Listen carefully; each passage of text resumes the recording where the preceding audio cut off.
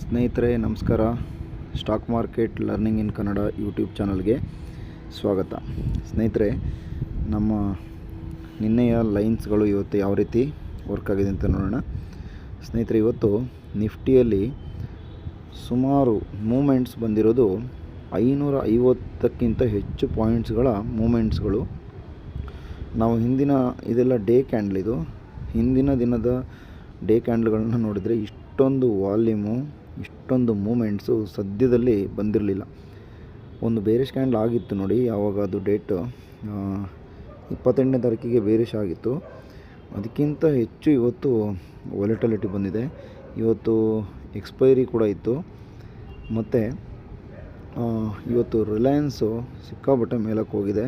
ರಿಲಯನ್ಸು ಬೀಳ್ತಾ ಇರುವಂಥ ನಿಫ್ಟಿನ ಹಾಗೆ ಮೇಲಕ್ಕೆ ಎತ್ಕೊಂಡೋಗಿ ಇವತ್ತು ಎಲ್ಲ ಸೆಲ್ಲರ್ಸ್ಗಳಿಗೆ ಸಿಕ್ಕಾಪಟ್ಟೆ ಲಾಸ್ಗಳನ್ನ ಮಾಡಿದೆ. ನನ್ನ ಲಾಸ್ ಕೂಡ ನೀವು ನೋಡ್ತಾ ಇರ್ಬೋದು. ಇವತ್ತು ಆಪ್ಷನ್ ಬೈಯರ್ಗಳಿಗೆ ಇವತ್ತು ಹಬ್ಬ. ಇವತ್ತು ಸಿಕ್ಕಾಪಟ್ಟೆ ದುಡ್ಡು ಮಾಡಿದ್ದಾರೆ. ನೋಡೋಣ ಈ ಲೈನ್ಸ್ಗಳನ್ನ 5 ಮಿನಿಟ್ಸಲ್ಲಿ ನೋಡೋಣ ಯಾವ ರೀತಿ ಕಾಣಿಸ್ತದೆ ಅಂತ. ನೋಡಿ, 5ನೇ ತಾರೀಕು ನೋಡಿ, ಇವತ್ತಿನ ತಾರೀಕು 5ನೇ ತಾರೀಕು ಅಲ್ವಾ. ಇಲ್ಲಿ ಮಾರ್ಕೆಟು 500 ಹತ್ರ 24,530, 522 ಆ ಒಂದು ಜಾಗದಲ್ಲಿ ಓಪನ್ ಆಗಿದೆ. ಓಕೆ, 9 ಕಾಲಿಗೆ ಅಲ್ಲಿಂದ ಡೌನ್ಗೆ ಬರೋಕ್ಕೆ ಸ್ಟಾರ್ಟ್ ಆಗಿದೆ. 5 ಮಿನಿಟ್ಸ್ ಕ್ಯಾಂಡಲ್ ಡೌನ್ಗೆ ಬಂತು, ಮತ್ತು 3 ಕ್ಯಾಂಡಲು ಅಪ್ ಸೈಡ್ ಹೋಯಿತು. ಓಕೆ, ಮಾರ್ಕೆಟು ಸೈಡ್ ವೇಸಲ್ಲಿ ಒಂದು ಸ್ವಲ್ಪ ಗ್ಯಾಪ್ ಅಪ್ಪಲ್ಲಿ ಓಪನ್ ಆಗಿದ್ದು, ಮತ್ತು ಅದು ಸಸ್ಟೈನ್ ಆಗ್ತಿರೋದ್ರಿಂದ ಇವತ್ತು ಎಕ್ಸ್ಪೈರಿ ಇರೋದ್ರಿಂದ ಮಾರ್ಕೆಟು ಮೇಲೆ ಹೋಗುತ್ತೆ ಅಂತೇಳಿ ನಾನು ಆ ಟೈಮ್ನಲ್ಲೇ ನಾನು ಪುಟ್ ಸೆಲ್ ಮಾಡಿದೆ. ಫಸ್ಟು ಪುಟ್ ಸೆಲ್ ಮಾಡಿದ ತಕ್ಷಣ ಮಾರ್ಕೆಟ್ ಇದ್ದಕ್ಕಿದ್ದಂಗೆ ಕೆಳಗಡೆ ಬರೋಕ್ಕೆ ಸ್ಟಾರ್ಟ್ ಆಯಿತು. ಮತ್ತು ಪುನಃ ನಮ್ಮ ಸಪೋರ್ಟ್ ಲೆವೆಲ್ಗೆ ಬರ್ತಾಯಿದೆ. ಇಲ್ಲಿಂದ ಇನ್ನೂ ಡೌನ್ಗೆ ಹೋಗುತ್ತೆ ಅನ್ನೋ ಒಂದು ಕನ್ಫರ್ಮೇಷನಿಂದ ನಾನಲ್ಲಿ ಲಾಸ್ ಬುಕ್ ಮಾಡಿ ಸುಮ್ಮನೆ ಇದ್ದೆ.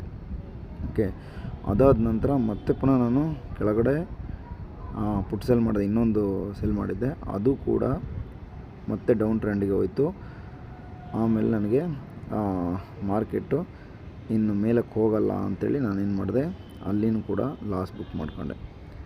ಅದಾದ ನಂತರ ಪ್ರೈಸ್ ಆ್ಯಕ್ಷನ್ಸು ಈ ರೀತಿ ಆಯಿತು. ಅಂದರೆ ಡೌನ್ ಟ್ರೆಂಡಿಗೆ ಹೋಗೋ ಒಂದು ಮಾರ್ಕೆಟ್ ಏನಾಯಿತು, ಸಡನ್ನಾಗಿ ಅಪ್ಸೈಡ್ ಮೂಮೆಂಟ್ ಬಂತು. ಇದು ಎಷ್ಟೊತ್ತಿಗೆ ಅಂದರೆ ಸುಮಾರು 12 ಗಂಟೆ ಹೊತ್ತಿಗೆ. ಇಲ್ಲಿ ಮತ್ತೆ ನಾನೇನು ಮಾಡಿದೆ, ಇದು ಇಷ್ಟು ಶಾರ್ಪ್ ಬೈಯಿಂಗ್ ಹೋಗ್ತಾಯಿದ್ರು ಕೂಡ ನಾನು ಈ ನಮ್ಮ ರೆಸಿಸ್ಟೆನ್ಸ್ ಲೆವೆಲಿಗೆ ಬಂದಾಗ ಮತ್ತೆ ನಾನು ಕಾಲ್ನ ಸೆಲ್ ಮಾಡಿದೆ. ಸೆಲ್ ಮಾಡಿದ ಮೇಲೂ ಕೂಡ ಮಾರ್ಕೆಟ್ ನಿಲ್ಲೇ ಇಲ್ಲ. ಮಾರ್ಕೆಟ್ ಹೋಯ್ತು. ನಮ್ಮ ಮೇಯ್ನ್ ರೆಸಿಸ್ಟೆನ್ಸು ಇಲ್ಲಿತ್ತಲ್ವಾ, ಇದನ್ನು ಕೂಡ ದಾಟಿತು. ಇದನ್ನು ದಾಟಿದಾಗ ಕೂಡ ನಾನು ಮತ್ತೆ ಇಲ್ಲಿಂದ ಶಾರ್ಪ್ ಸೆಲ್ಲಿಂಗ್ ಬರುತ್ತೆ ಅಂತ ವೆಯ್ಟ್ ಮಾಡ್ತಿದ್ದೆ. ಮಾರ್ಕೆಟ್ ಈ ಲೆವೆಲವರೆಗೆ ಹೋಯಿತು. ಹಾಗಾಗಿ ನನಗೆ ಇಷ್ಟು ದೊಡ್ಡ ಲಾಸ್ ಆಗಿರುವಂಥದ್ದು ಇದು. ನನ್ನ ಫಸ್ಟ್ ಟೈಮ್ ಸೆಲ್ಲಿಂಗಲ್ಲಿ ಲಾಸ್ ಆಗಿರೋದು. ಮಾರ್ಕೆಟು ನೋಡಿ, ಇಲ್ಲಿ ಯಾವಾಗ ಇದು ಇಲ್ಲಿಂದ ಬ್ರೇಕ್ ಆಯಿತು, ಇಲ್ಲಿ ನಾನು ಆಲ್ರೆಡಿ ಲಾಸ್ ಬುಕ್ ಮಾಡಿ ಮತ್ತೆ ಒಂದು ಎಷ್ಟು ಗಂಟೆಗೆ ಗೊತ್ತಾ, ಇಲ್ಲಿ 2 ಗಂಟೆ 40 ನಿಮಿಷಕ್ಕೆ ಮಾರ್ಕೆಟು ಮತ್ತೆ ಫಾಲ್ ಆಯಿತು.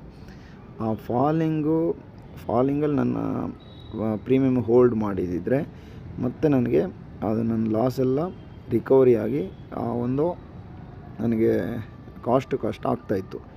ಓಕೆ, ಅಲ್ಲಿವರೆಗೆ ನನಗೆ ಮೇಲಕ್ಕೆ ಹೋದಾಗ ನನಗೆ ಪ್ಯಾನಿಕ್ ಆಯಿತು.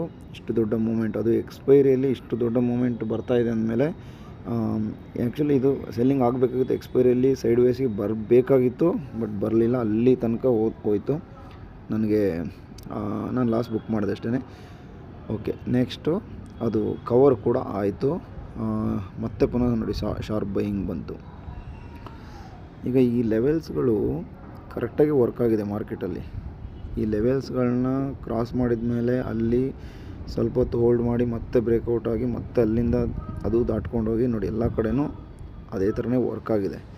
ಬಟ್ ಎಲ್ಲ ಒಂದು ಕಡೆ ನಮ್ಮ ಮೈಂಡ್ ಸೆಟ್ ಏನಾಗುತ್ತೆ ಅಂದರೆ, ಈ ಟೈಮ್ನಲ್ಲಿ ನಾವು ಪ್ಯಾನಿಕ್ ಆಗ್ತೀವಿ ಅಥವಾ ನಮ್ಮದೇ ಆದ ಒಂದು ಅನಾಲಿಸಿಸಿಗೆ ಬರ್ತೀವಿ. ಮಾರ್ಕೆಟ್ ಡೌನ್ಫಾಲ್ ಆಗುತ್ತೆ ಅಥವಾ ಮಾರ್ಕೆಟು ಬೈಯಿಂಗ್ ಸೈಡ್ ಹೋಗುತ್ತೆ. ನೋಡಿ, ಇದು ಇದನ್ನೇ ಸೆಲ್ಲಿಂಗ್ ಕಡೆಗೆ ಹೋಗಿದ್ದಿದ್ರೆ ಮಾರ್ಕೆಟು ಖಂಡಿತವಾಗಿ ಸೆಲ್ಲಿಂಗ್ ಕಡೆ ಪ್ರಾಫಿಟ್ ಮಾಡ್ಬೋದಾಗಿತ್ತು. ಯಾಕಂದರೆ ಬೈಯಿಂಗ್ ಕಡೆಗೆ ಮಾರ್ಕೆಟ್ ಹೋಗೋದು ಅಪರೂಪ. ಈ ಥರ ಹೋಗುತ್ತೆ ಅಂತ ಯಾರು ಕೂಡ ಕಲ್ಪನೆ ಮಾಡ್ಕೊಳ್ಳೋಕ್ಕೆ ಆಗೋದಿಲ್ಲ. ಬೈಯಿಂಗ್ ಸೈಡು ಇಷ್ಟು ಲೆವೆಲಲ್ಲಿ ಹೋಗುತ್ತೆ ಅನ್ನೋದನ್ನು ಸೆಲ್ಲರ್ಸ್ಗಳು ಅದನ್ನು ಥಿಂಕ್ ಮಾಡೋದು ಭಾಳ ಕಷ್ಟ ಆಗುತ್ತೆ.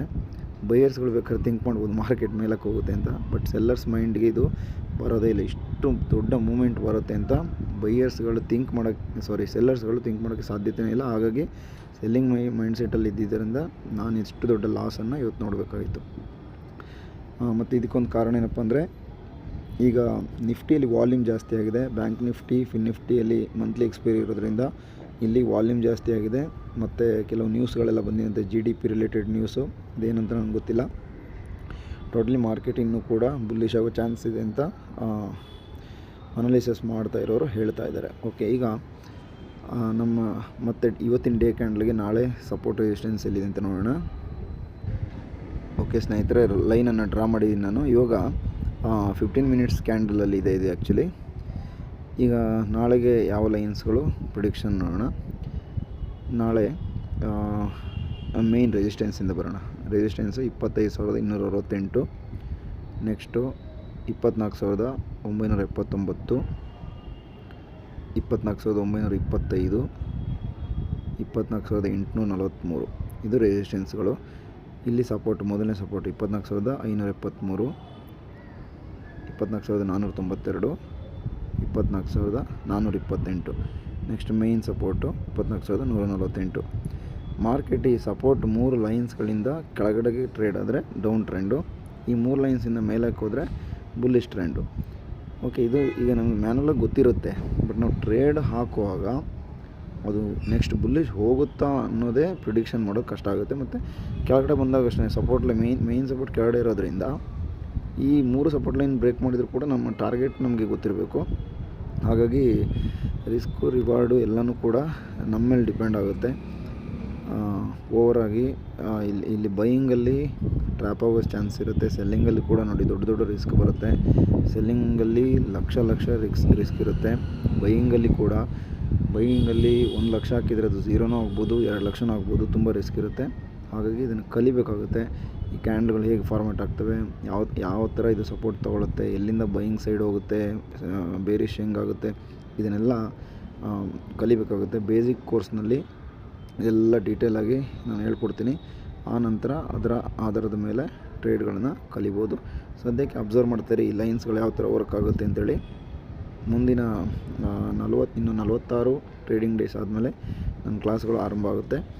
ಆಗ ಪ್ರತಿಯೊಂದು ಸ್ಟ್ರಾಟಜಿಗಳು ಮತ್ತು ಇದರಲ್ಲಿ ಮುಖ್ಯವಾಗಿ ನಾನು ಮಾಡಿದ್ದು ಇವತ್ತು ಡೈರೆಕ್ಷನ್ ಸೆಲ್ಲಿಂಗಲ್ಲಿ ಈ ಥರ ಲಾಸ್ಗಳು ಕಾಮನಾಗಿ ಆಗುತ್ತೆ. ಹೆಡ್ಜಿಂಗ್ನಲ್ಲಿ ನಮ್ಮ ಲಾಸು ಎಷ್ಟು ಅಂತ ನಮಗೆ ಮೊದಲೇ ಗೊತ್ತಿರುತ್ತೆ ಮತ್ತು ಪ್ರಾಫಿಟ್ ಎಷ್ಟು ಅಂತಲೂ ಕೂಡ ಗೊತ್ತಿರುತ್ತೆ. ಹೆಡ್ಜ್ ಕೂಡ ಮಾಡ್ಬೋದು, ಆ ಹೆಡ್ಜಿಂಗನ್ನು ಕೂಡ ನಾನು ಹೇಳ್ಕೊಡ್ತೀನಿ. ಬಟ್ ನಾನು ಡೈರೆಕ್ಷನಲ್ ಸೆಲ್ಲಿಂಗ್